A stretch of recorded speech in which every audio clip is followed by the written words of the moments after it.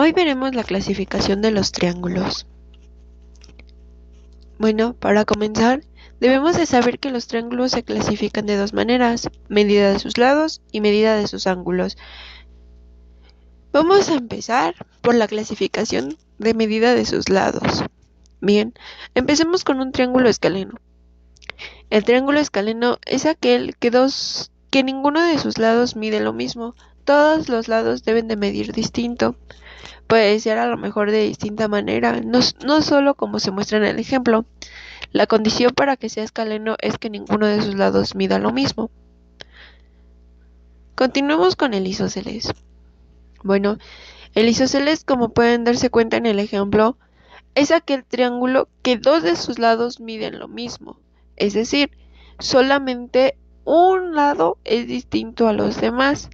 Puede ser de distintos tamaños e incluso de distintas formas se las pueden presentar. La única condición es de que dos de sus lados sean iguales. Sigamos con el equilátero.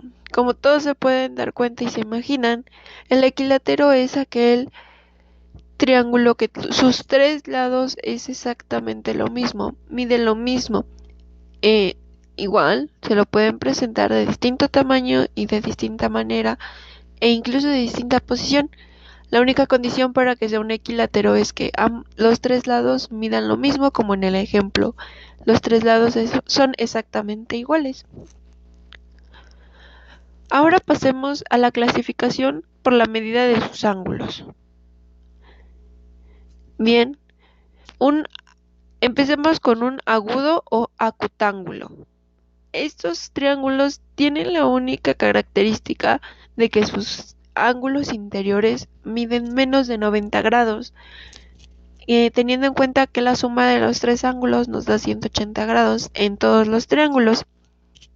Bueno, este